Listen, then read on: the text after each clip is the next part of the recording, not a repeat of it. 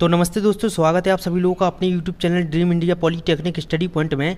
आज आपकी ब्रह्मास्त्र सीरीज का पार्ट 2 है और आपका सब्जेक्ट है एनर्जी कंजर्वेशन। ठीक है, आज देखिए, आज हम पढ़ेंगे लेसन 4 और लेसन 5। इसके पहले हम आपका लेसन 1, लेसन 2 और लेसन 3 कंप्लीट करा चुके हैं और साथ ही 50 MCQ टाइप क्वेश्चन भी कंप्लीट करा चुके हैं। ठीक है, आज हम पढ़ेंगे लेसन 4 और लेसन 5। ठीक, और इन दोनों के जो मोस्ट इंपॉर्टेंट टॉपिक है उनके बारे में पढ़ेंगे और साथ ही 100 MCQ टाइप क्वेश्चन का भी रिवीजन करेंगे। तो देखिए, वीडियो ज़्यादा बड़ी नहीं करेंगे। ठीक है, आपको 100 MCQ टाइप क्वेश्चन का रिवीजन कराएंगे और इन दोनों में जो आपके मोस्ट इंपॉर्टेंट टॉपिक है केवल वही आपको पढ़ाए जाएंगे। ठीक है, फालतू के टॉपिक आपको नहीं पढ़ाएंगे। और अगर आपको सभी टॉपिक डिटेल से पढ़ना है तो वीडियो के डिस्क्रिप्शन में आपको सभी वीडियो की लिंक दी गई है, आप वहाँ पर जाकर पढ़ सकते हैं। वरना हम आपको कल या परसों में जो कि है पूरी PDF दे देंगे, तो आप उससे भी पढ़ सकते हैं। सबसे पहले हम पढ़ेंगे लेसन 4 में जो भी आपके मोस्ट इंपॉर्टेंट टॉपिक है उनके बारे में। देखिए, लेसन 4 का मोस्ट इंपॉर्टेंट टॉपिक आपका है energy conservation in EVAC and refrigeration system. ठीक है, आपको मतलब कि इसका मतलब क्या है, देखिए हम यहाँ पर पढ़ लेते हैं इंट्रोडक्शन में। इंट्रोडक्शन आपका क्या लिखा है, heating, ventilation and air conditioner, ये आपका HVAC का फुल फॉर्म अगर आपसे पूछ ले MCQ टाइप क्वेश्चन में तो heating, ventilation and air conditioning. ठीक, एयर कंडीशनिंग। ठीक, तो आपका क्या होता है, HVAC क्रमशः थर्मोडायनेमिक्स और आपकी फ्यूल्ड मैकेनिक्स और आपकी हीट ट्रांसफ़र के सिद्धांत पर कार्य करता है या आधारित है। ये तीन एक दूसरे के आपस में जुड़े होते हैं। ये तीनों क्या है, एक दूसरे से आपस में जुड़े होते हैं। बहुत अधिक गर्मी या सर्दी में मानव के सुखद अनुभव के लिए, मतलब मानव के सुविधा के लिए, ठीक, उपरोक्त तीन का महत्व होता है। ठीक, उपरोक्त तीन का महत्व किया जाता है। बिजली उत्पादन का 35% खर्च हीटिंग, वेंटिलेशन एंड आपका एयर कंडीशनिंग मतलब HVAC में किया जाता है। रेफ्रिजरेशन एवं AC का मुख्य कार्य तापमान को एक निश्चित स्थान से अवशोषित करके दूसरे स्थान पर ले जाना अथवा विपरीत क्रिया में संबंधित है। देखिए, AC आपका जो AC होता है उसका कार्य क्या होता है, वो आपसे क्या करती है, वायुमंडल से हवा को अंदर लेती है और साथ ही आपको जो कि है कमरे के अंदर आपको ठंडी हवा जो कि प्रदान करती है। अब इसके बाद देखिए हमारा अगला टॉपिक आता है कि एनर्जी इफिशिएंसी रेटियो। ठीक, इसका फुल फॉर्म, इसका अगर हम शॉर्ट फॉर्म में देखें तो EER। अगर आपसे पूछ ले EER का फुल फॉर्म क्या होता है तो एनर्जी इफिशिएंसी रेटियो, तो इसका ये फुल फॉर्म होता है। इसके बारे में हम पढ़ते हैं कि हीटिंग या कूलिंग उपयंत्र की एनर्जी इफिशिएंसी रेटियो ऊष्मा आउटपुट BTU तथा पावर इनपुट WH का अनुपात होता है। अर्थात आपका EER बराबर होता है output heat upon input power. ठीक, यदि AC का EER अधिक हो तो AC अधिक कुशल होती है, मतलब ज़्यादा अच्छी होती है। जितना ज़्यादा आपका AC का EER अधिक होगा, ठीक, तो उतनी ही अच्छी आपकी AC की होगी। इसके बाद हमारा अगला टॉपिक आता है energy saving opportunities in heating and air conditioning. ठीक, अगर आपसे पूछ ले HVAC का फुल फॉर्म सब लोग अच्छे से याद कर लें। HVAC का फुल फॉर्म आपका होता है हीटिंग, वेंटिलेशन एंड AC। ठीक, एयर कंडीशनिंग। जब हम देखिए, अब इसके बाद हम पढ़ेंगे क्या, energy saving opportunities in heating and air conditioning. जब HVAC का उपयोग हो रहा हो तो कमरे बंद होना चाहिए। मतलब कि आपका एनर्जी सेविंग, आपकी ऊष्मा को हम कैसे संरक्षण कर सकते हैं HVAC में, तो उसी के बारे में जो कि हमको यहाँ पर पढ़ना है। ठीक है, जब HVAC का उपयोग हो रहा हो तो कमरे बंद रखने चाहिए। ठीक, जब आवश्यक हो तभी HVAC का प्रयोग करें। मौसम के अनुरूप तापमान में संयोजित करें। पंखे का प्रयोग उचित रूप से करें। आपका थर्मिस्टर का प्रयोग करना चाहिए उचित मांग अवधि से बचकर। ठीक, फिल्टर का मेंटेनेंस करके, ठीक, टाइम पर जो कि उसका अच्छे से मेंटेनेंस करना चाहिए।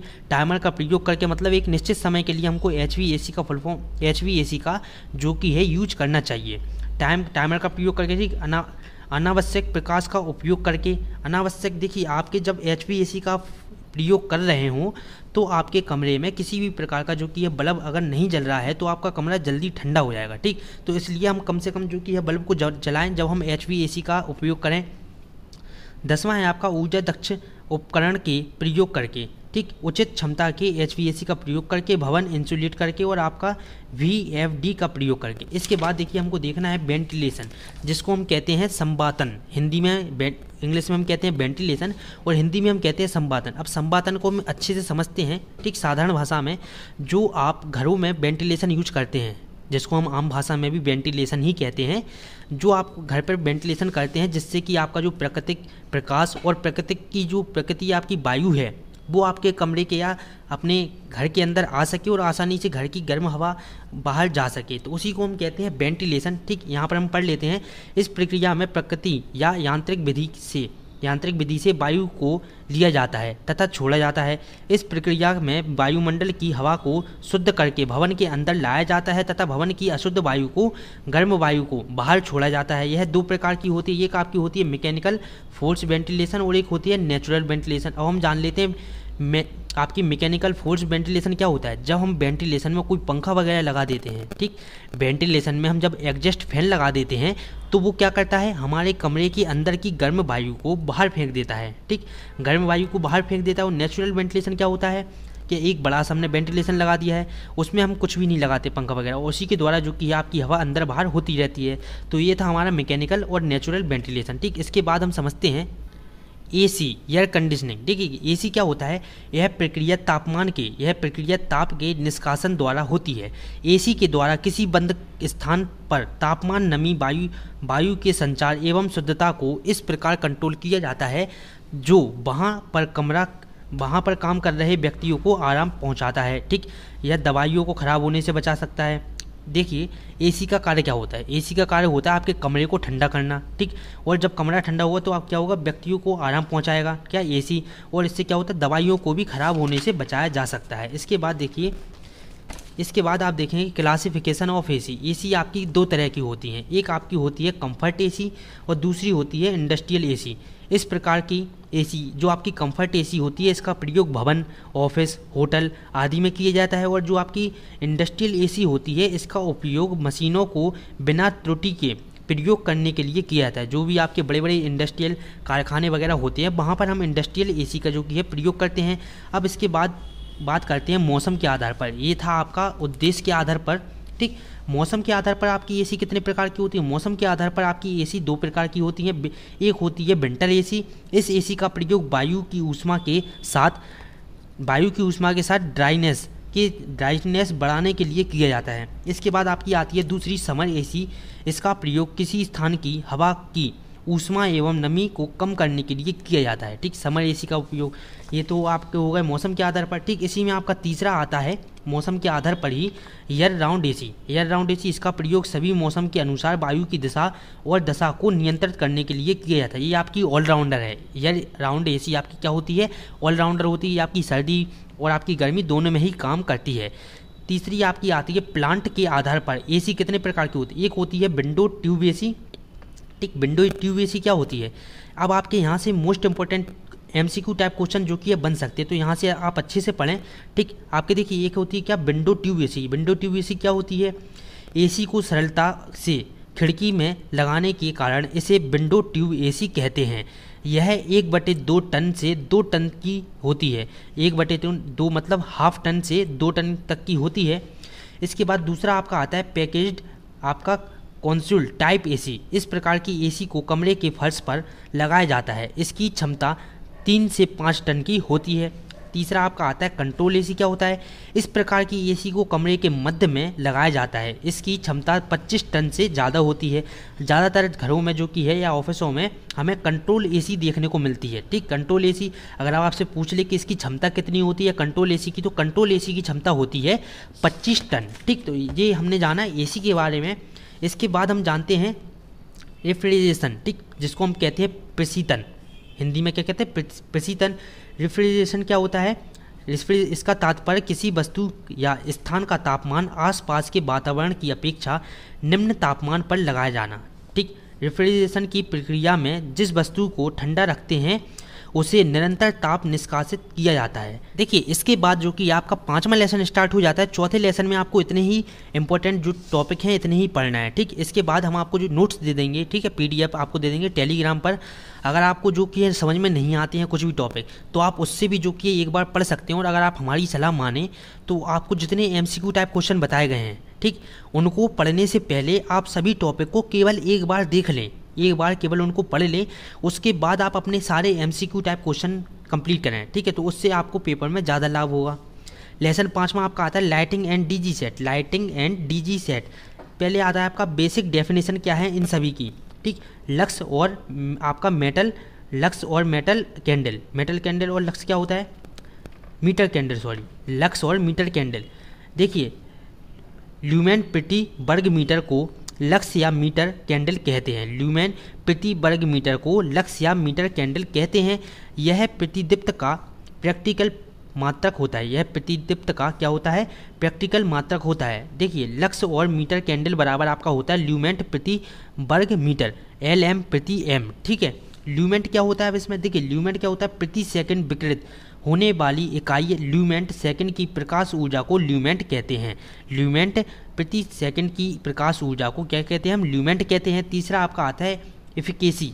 एफिकेसी, ठीक है, एफिकेसी का अर्थ है कि कोई भी लाइट स्रोत कितनी दिखने वाली लाइट उत्पन्न करती है। मतलब कि आपका कोई भी लाइट स्रोत है, आपका बल्ब वगैरह, वो कितनी दिखने वाली लाइट जो कि है, या आपकी जो कि प्रकाश हम कह सकते हैं, वो उत्पन्न करती हैं। देखिए एफिकेसी ज्योति फ्लक्स, एफिकेसी ज्योति फ्लक्स तथा शक्ति पावर के अनुपात के बराबर होती है। एफिकेसी बराबर आपका होगा क्या, ज्योति फ्लक्स बटे शक्ति, ज्योति फ्लक्स बटे क्या, शक्ति।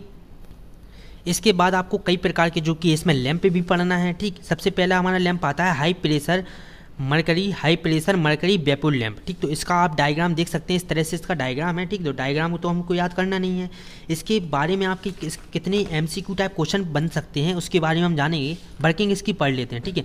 जब इनपुट को सप्लाई दिया जाता है तब इसकी क्या होती है, इलेक्ट्रोड में आपकी फुल वोल्टेज अप्लाई होती है। तो ये सभी इसकी वर्किंग है। इसमें इंपॉर्टेंट आपका कहाँ से स्टार्ट होता है, इसमें देखिए आपको पढ़ने लायक केवल इतना है कि देखिए इस संपूर्ण प्रक्रिया में पूर्ण प्रकाश उत्पन्न होने में 5 से 10 मिनट लगते हैं। अगर आपसे पूछ ले कि high pressure mercury vapour lamp में प्रकाश उत्पन्न होने में कितना टाइम लगता है, तो देखिए 5 से 10 मिनट लगते हैं। देखिए इन सभी लैंप के बारे में हमने आपको MCQ टाइप क्वेश्चन में डिटेल से पढ़ा है, ठीक। इन सभी के बारे में, इनकी आयु कितनी होती है, ठीक, इतने कितने चल सकते हैं, इन सभी के बारे में हमने पढ़ा है। देखिए अब इसके बाद पढ़ते हैं हम specification and characteristics of mercury vapour lamp, ठीक है। इसके कैरेक्टरिस्टिक हम पढ़ लेते हैं। देखिए इसकी दक्षता 30 से 40 ल्यूमेंट वॉट होती है, तो हमारे लिए ये इंपॉर्टेंट है, ठीक। इसकी दक्षता कितनी होती है आपकी, देखिए मरकरी वेपर लैंप की आपकी दक्षता होती है 30 से 40 ल्यूमेंट वॉट, ठीक है।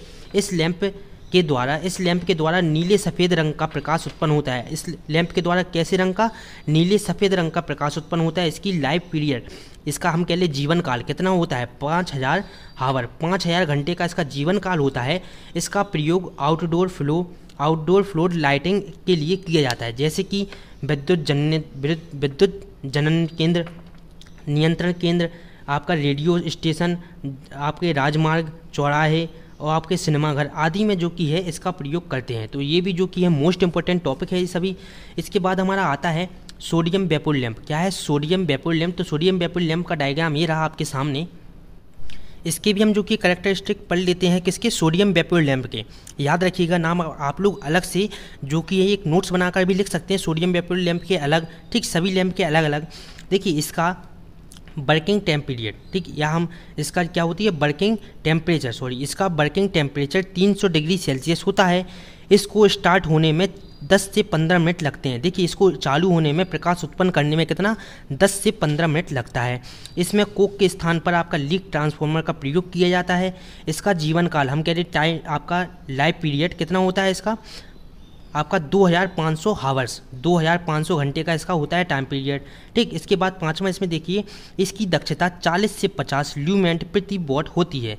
यह 45, 60, आपका 85, 140 वॉट के बनाए जाते हैं, ठीक है। आपके क्या है था ये सोडियम वेपर लैंप। अब इसके बाद हमारा अगला लैंप आता है, अगला लैंप हमारा आता है नियॉन लैंप, ठीक। नियॉन लैंप हमारा अगला लैंप है। इसके भी हम जो कि है कैरेक्टरिस्टिक पढ़ेंगे। देखिए सबसे पहले आपको इसमें इम्पोर्टेंट टॉपिक क्या है, यह 5 वाट की क्षमता के बनाए जाते हैं। इसका प्रयोग क्या है, इंडिकेटिंग लाइट के रूप में होता है।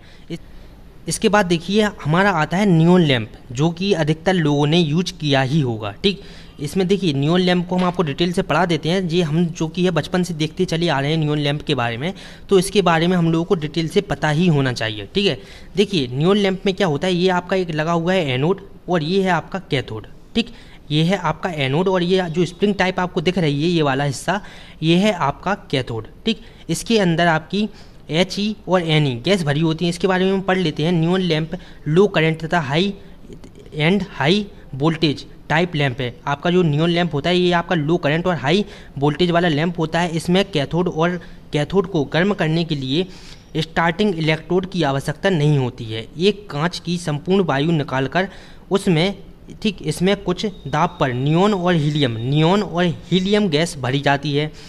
बल्ब में प्योर आयरन के इलेक्ट्रोड एनोड व कैथोड लगे होते हैं। ये क्या होते हैं, प्योर आयरन के आपके 2 इलेक्ट्रोड लगे होते हैं, जिसको कहते हैं एनोड और आपका दूसरा कहते हैं कैथोड।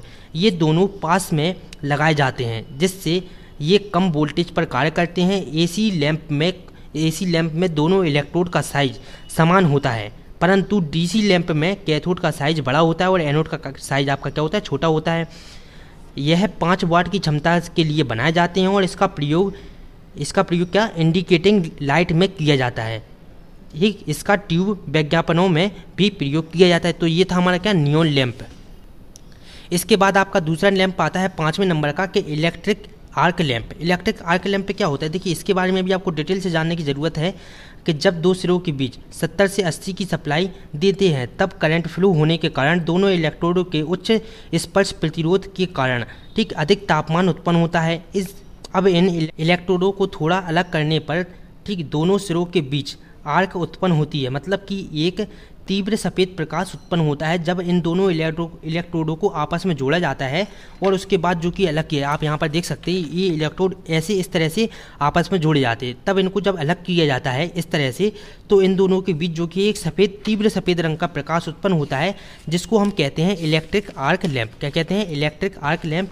इसके बारे में भी देखिए आपको केवल इतना ही पढ़ना है कि स्थायी आर्क उत्पन्न करने के लिए DC ज़्यादा उपयुक्त रहता है। ठीक, तो ये आर्क को स्थिरता प्रदान करने के लिए श्रेणी में प्रतिरोध लगाया जाता है। आर्क बनाने के लिए आपका 45 वोल्ट से आपका कितना 100 वोल्ट के बीच वोल्टेज रखा जाता है। इसकी दक्षता 40 से आपको 65 ल्यूमेंट प्रति वॉट होती है और इसका तापमान कितना होता है आपका 3500 डिग्री सेल्सियस से 4000 डिग्री सेल्सियस तक इसका तापमान होता है। किसका, आर्क लैंप का। इसके बाद देखिए एनर्जी कंजर्वेशन इन लाइटिंग सिस्टम, मतलब कि हम एनर्जी को कैसे संरक्षण कर सकते हैं लाइटिंग सिस्टम में। देखिए हम आपकी बिजली जो आपकी ऊर्जा होती है, बिजली को हम कैसे बचा सकते हैं अपने घरेलू की लाइट वगैरह में कैसे बचा सकते हैं, CFL का प्रयोग करके। ठीक, LED बल्ब का प्रयोग करके। CFL तो बहुत ही कम यूज होती है। ठीक, सभी लोग जो कि है LED बल्ब का प्रयोग करते हैं, तो LED बल्ब जो कि है बहुत कम लाइट आपकी खाता है। ठीक है, ऊर्जा दक्ष ल्यूमिनियर का प्रयोग करके, लाइटिंग कंट्रोल गियर का प्रयोग करके, ठीक, स्टेबलाइजर का प्रयोग करके लाइट वगैरह में जो कि हम TV वगैरह में स्टेबलाइजर का प्रयोग करते हैं। ठीक, अब जो आपकी LCD वगैरह में उनमें जो कि ये यूज नहीं होता है, लेकिन पहले के ज़माने में ठीक स्टेबलाइजर का प्रयोग होता है। उच्च तीव्रता वाले लैंप का प्रयोग करके, सूर्य की रोशनी का प्रयोग करके, मतलब कि हमें अपने भवन में ऐसी व्यवस्था करनी चाहिए जिससे कि हमारी सूर्य की रोशनी ज़्यादा से ज़्यादा मात्रा में अपने घर के अंदर आ सके। इसके बाद DG सेट के बारे में पढ़ते हैं। DG सेट पहले होता क्या है, diesel engine generator set. DG set का फुल फॉर्म क्या होगा, diesel engine generator set. DG set एक डीजल इंजन तथा अल्टरनेटर का सम्मिलित रूप होता है।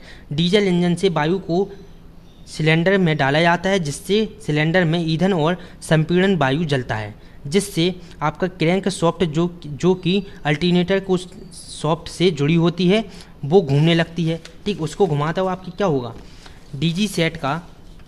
DG सेट की सफल प्रचालन के लिए निम्न घटक आवश्यक होते हैं। पहला आपका क्या है, डीजल इंजन। दूसरा alternator, control system and switching gear, आपका फाउंडेशन एंड सिविल वर्क, और आपका 5वां है क्या, कनेक्शन लोड, तो ये सभी जो कि है डीजी सेट में होना आवश्यक है। इसके बाद energy conservation in DG set, energy conservation in DG set, diesel engine generator set में हम किस तरह से ऊर्जा को बचा सकते हैं।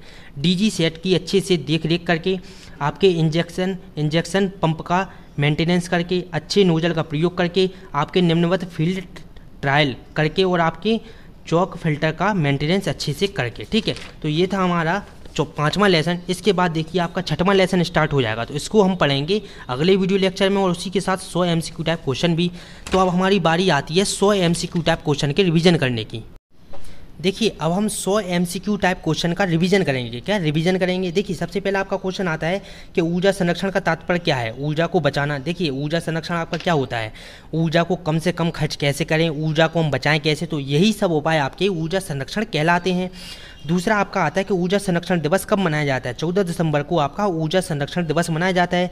दक्षता ब्यूरो की स्थापना कब हुई थी, तो 1 मार्च 2002। अच्छे से याद कर ले इसको, दक्षता ब्यूरो की स्थापना आपकी 1 मार्च 2002 को हुई थी। ठीक है, सभी लोग अच्छे से इसको याद कर लें।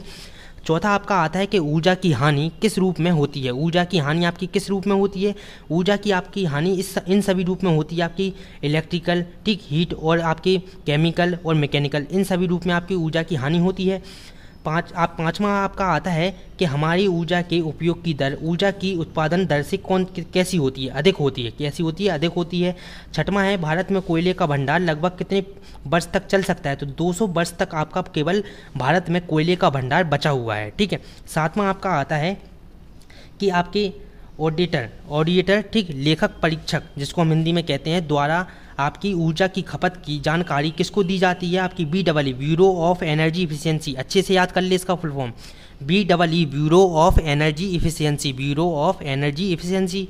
8वें नंबर का आपका क्वेश्चन आता है कि ऊर्जा संरक्षण संशोधन बिल लोकसभा में कब रखा गया, तो 8 मार्च 2010 में आपका ऊर्जा संरक्षण या संशोधन बिल आपका लोकसभा में रखा गया था।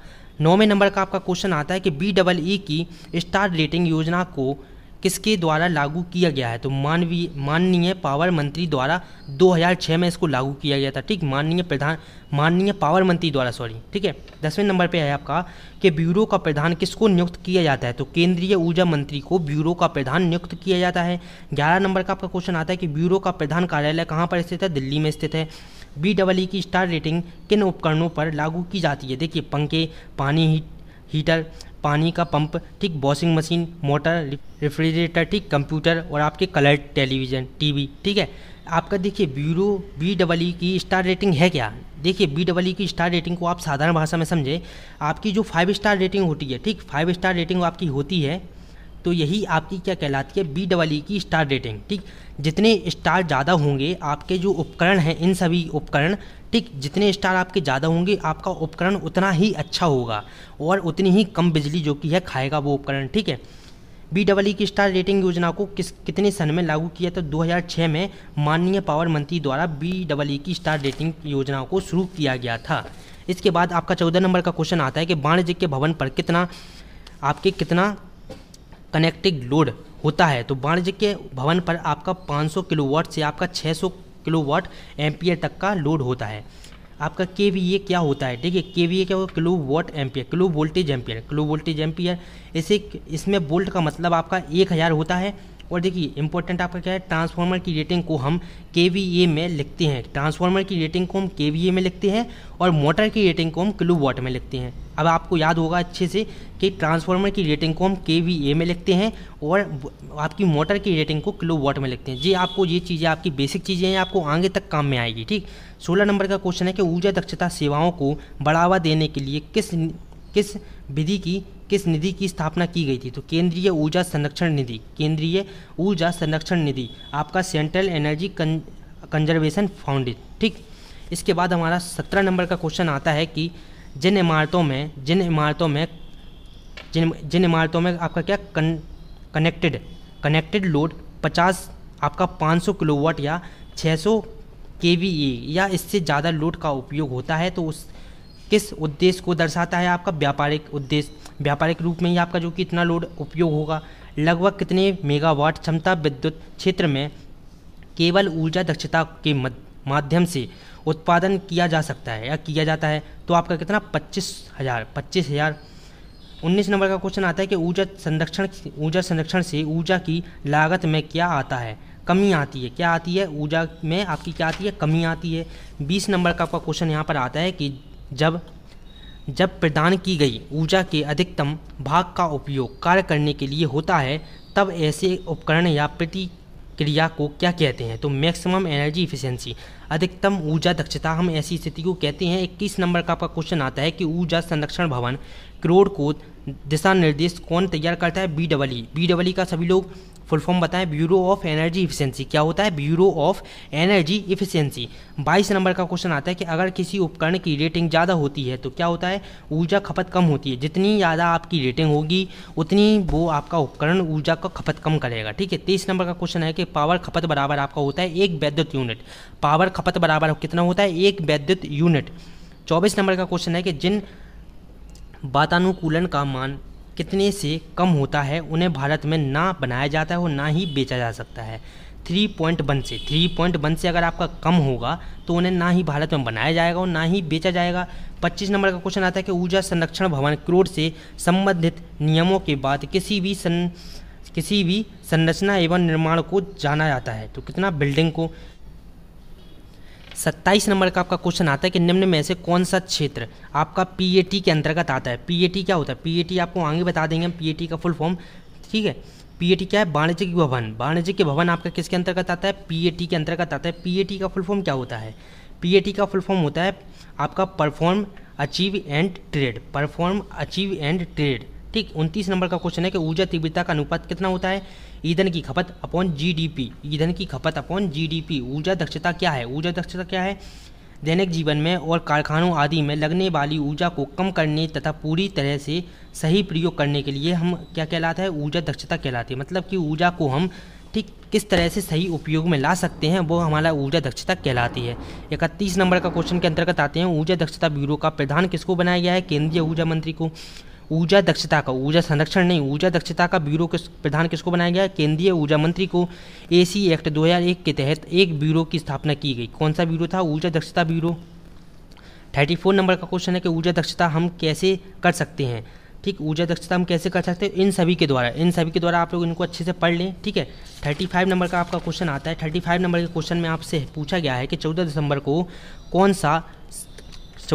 को कौन ऊर्जा संवर्धन पुरस्कार, ऊर्जा संरक्षण पुरस्कार, ठीक है, ऊर्जा संरक्षण पुरस्कार, ठीक, विजेताओं को देते हैं, तो प्रधानमंत्री देते हैं, ठीक। भारत में सबसे ज़्यादा ऊर्जा किससे बनाई जाती है, तो कोयले से भारत में सबसे ज़्यादा ऊर्जा बनाई जाती है। अब आपको बताना है कि नवीनीकरणीय ऊर्जा स्रोत कौन कौन सी, तो बायोगैस, सौर ऊर्जा, पवन ऊर्जा और सभी, ठीक।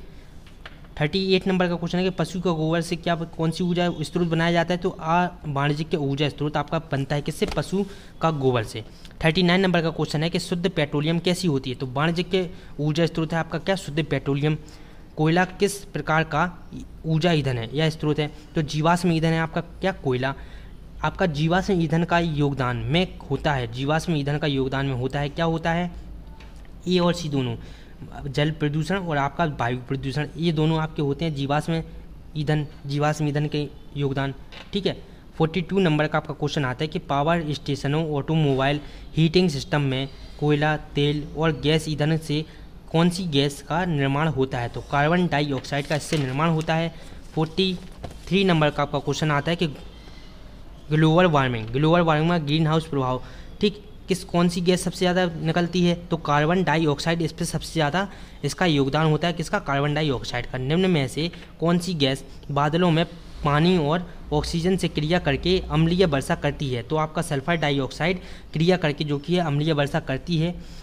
विश्व में तेल भंडार का आखिरी समय कब तक है, आखिरी समय कितना है, 45 वर्ष तक जो कि है आपके तेल भंडार 45 वर्ष के बाद जो कि समाप्त हो जाएंगे। कोयले के समस्त भंडार कितने सन तक खत्म हो जाएंगे, तो दो आपके 2250 मतलब लगभग 200 वर्ष आपके जो कि है तेल भंडार आपके कोयला भंडार जो कि ख़त्म हो जाएंगे, ठीक है। 47 नंबर का क्वेश्चन है कि ओजोन परत के क्षय होने का कारण क्या है, ओजोन परत के क्षय होने का कारण आपका है पराबैंगनी किरणें और आपका क्लोरोफ्लोरोकार्बन और आपका पराबैंगनी किरणें ओजोन परत के क्षय होने का कारण है। 48 नंबर का आपका क्वेश्चन आता है कि ऊर्जा संरक्षण दिवस कब मनाया जाता है। तो ऊर्जा संरक्षण दिवस मनाया जाता है आपका 14 दिसंबर को। 14 दिसंबर को। 29 नंबर का क्वेश्चन आपका आता है 49 नंबर का क्वेश्चन आता है ऊर्जा उपयोग की दर ऊर्जा उत्पादन की दर से क्या होती है, ज़्यादा होती है। ठीक। 50 नंबर का क्वेश्चन है कि 14 दिसंबर को कौन सा पुरस्कार दिया जाता है। तो ऊर्जा संरक्षण पुरस्कार। ऊर्जा संरक्षण पुरस्कार आपका 14 दिसंबर को दिया जाता है। 50। अब इसके बाद आपका देखिए 51 नंबर का क्वेश्चन, मतलब कि फिर से आपका 1 नंबर से शुरू होगा कि इलेक्ट्रिकल पावर को आपका पावर सब स्टेशन से उपभोक्ता तक कौन पहुंचाता है। तो आपका इलेक्ट्रिकल सप्लाई सिस्टम, इन सभी टॉपिक के बारे में हम आपको इसके पहले वाले वीडियो लेक्चर में पढ़ा चुके हैं। तो अगर आपको डिटेल से पढ़ना है तो आप इसके पहले वाला वीडियो लेक्चर जरूर से देखें। ठीक है। देखिए इस चीज़ की हम आपको गारंटी दे सकते हैं कि अगर आप अपनी ब्रह्मास्त्र सीरीज पूरी अच्छे से और आप सभी टॉपिक को अच्छे से कवर करते हैं और अच्छे से पढ़ते हैं तो आपको जो कि है कोई भी फेल नहीं कर सकता है। ठीक। आप पक्का ही जो कि है अच्छे नंबरों से पास होंगे। इलेक्ट्रिकल सप्लाई सिस्टम कितने प्रकार के होते हैं। ठीक। 2 प्रकार के होते हैं। एक होता है आपका एसी और डीसी सप्लाई सिस्टम, और आपका दूसरा होता है ओवरहेड और अंडरग्राउंड सप्लाई सिस्टम। इन दोनों के बारे में आपने ट्रांसमिशन में डिटेल से पढ़ा है। तीसरा क्वेश्चन आपका कि इलेक्ट्रिकल सप्लाई सिस्टम को कितने भागों में बांटा गया। तो 3, पावर सिस्टम, ट्रांसमिशन लाइन और आपका डिस्ट्रीब्यूशन लाइन। तो 3 प्रकार के आपको इस भागों में बांटा गया है। चौथा आपका है कि उत्पादन तथा संचरण में किन एसी सिस्टम का यूज करते हैं। तो आपका इसका आंसर है क्या, 2 फेज 3 वायर। ठीक है। 2 फेज 3 वायर 3 फेज 3 वायर। 5वें नंबर का आपका क्वेश्चन आता है कि वितरण मतलब डिस्ट्रीब्यूशन में किस एसी सिस्टम का यूज करते हैं। तो 3 फेज 4 वायर का। किसका, 3 फेज 4 वायर का।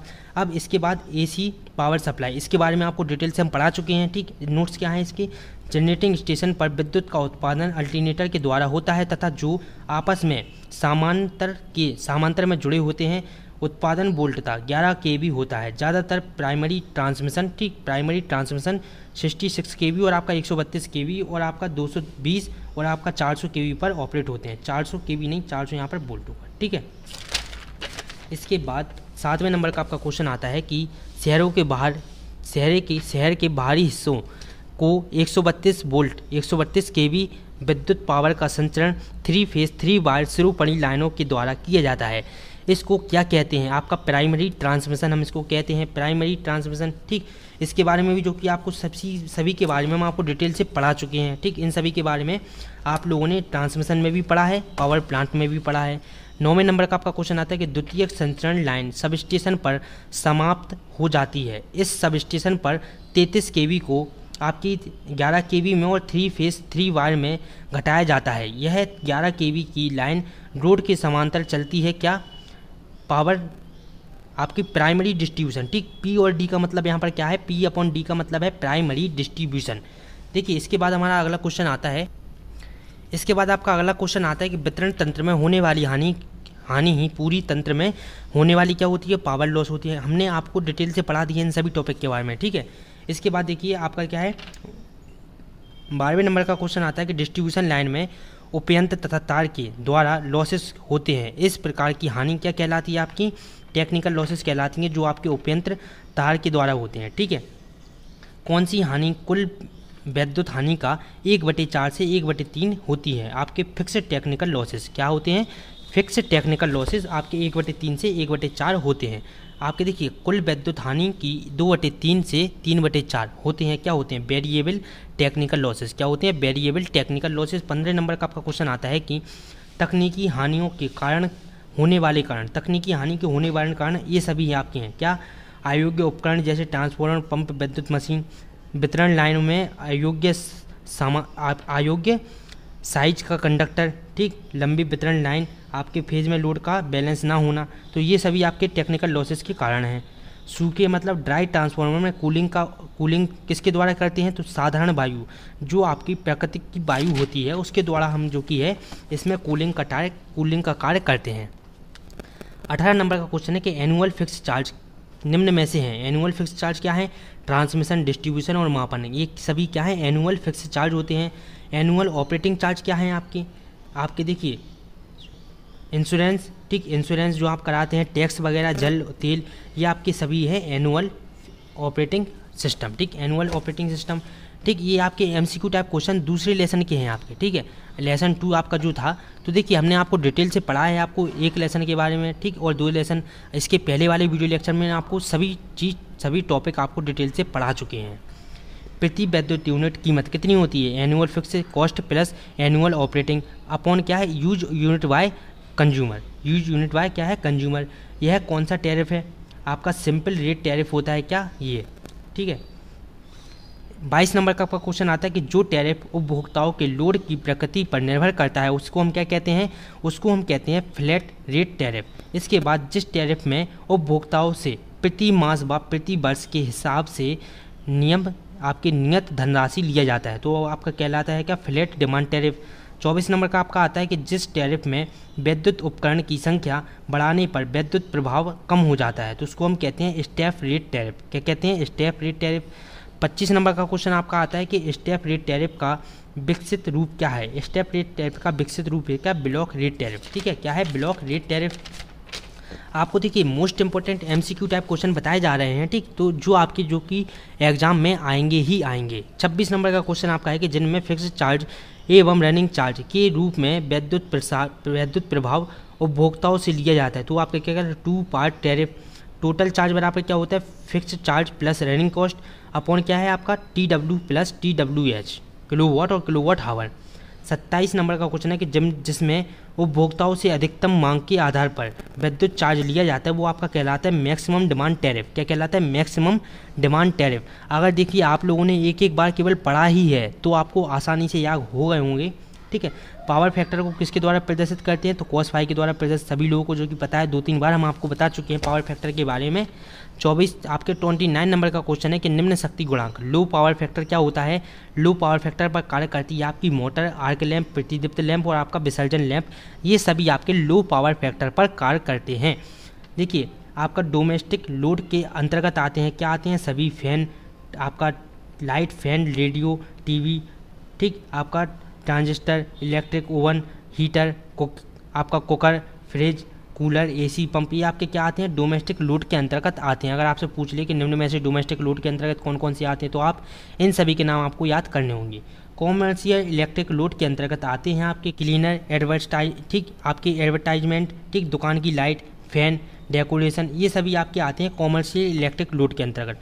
ट्रांसफार्मर की दक्षता का सूत्र है, देखिए आउटपुट अपॉन इनपुट। ट्रांसफार्मर की दक्षता का सूत्र क्या होता है? Output upon input. इसके बाद मांग गुणांक, डिमांड फैक्टर का सूत्र आपका होता है अधिकतम मांग MD अपॉन संयोजित भार, ठीक, संयोजित भार CL, ठीक है। इसके बाद 34 नंबर का क्वेश्चन आपका है कि फुल फॉर्म, ठीक, full form of CFL। CFL का फुल फॉर्म क्या होता है? Compact fluorescent lamp. Compact fluorescent lamp, ये आपसे पूछा जा सकता है, ठीक है।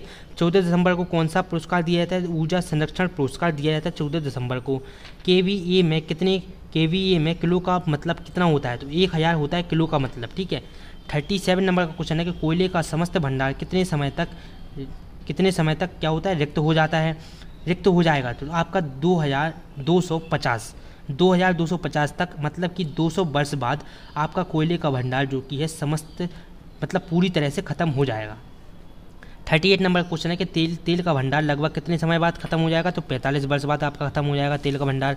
इसके बाद 39 नंबर का क्वेश्चन है कि जब विद्युत यंत्र